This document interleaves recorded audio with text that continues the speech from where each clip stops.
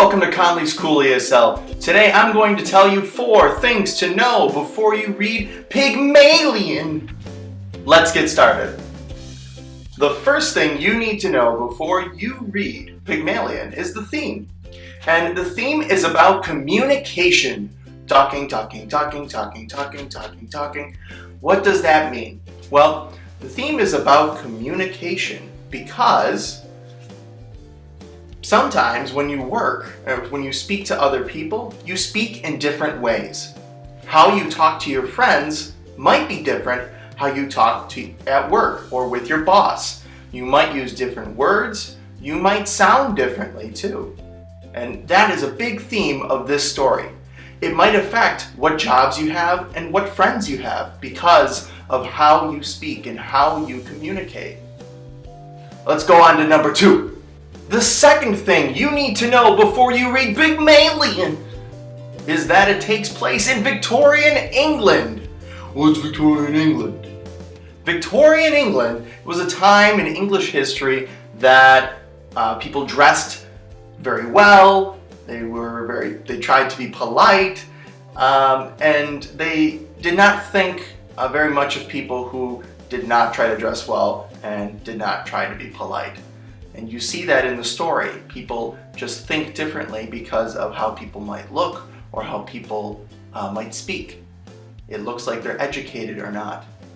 And that's Victorian England. Let's go to the next one. The third thing you need to know before you read Pygmalion are these characters. Remember, the theme is about communication? Well, one of the first characters you will meet is Professor Henry Higgins. Henry Higgins was a professor of phonetics. That means he studies how we make sounds, in simple words. What sounds we make when we speak.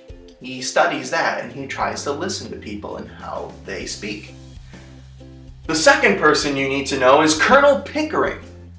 He just came back from India and he's very interested in how people speak and the different dialects you might have, the different ways people speak in the same language. So the two of them have an interest in language. The third person you need to know is Eileen, and she is important because the two of them meet this young woman who is perhaps pretty but very poor, and she is not educated. She speaks differently. She speaks very differently from Professor Henry Higgins and Colonel Pickering. The fourth thing you need to know before you read Pygmalion is the bet. The bet is the big part of this story. You see, Professor Henry Higgins thinks he can change Eileen. He can make people, he thinks that he can make people think that she is someone from royalty, that she is someone with money, that she is educated, because he will make her look like someone with money and education, and will make her speak like someone with an education and money. Colonel Pickering says, "All right, try it. If you win, I will pay for the lessons. If not, I won't pay." And that is the story. You will see how Eileen goes through changes. She learns to speak differently. She learns about how to dress in Victorian England, how to look and speak and be like someone with more money and more education.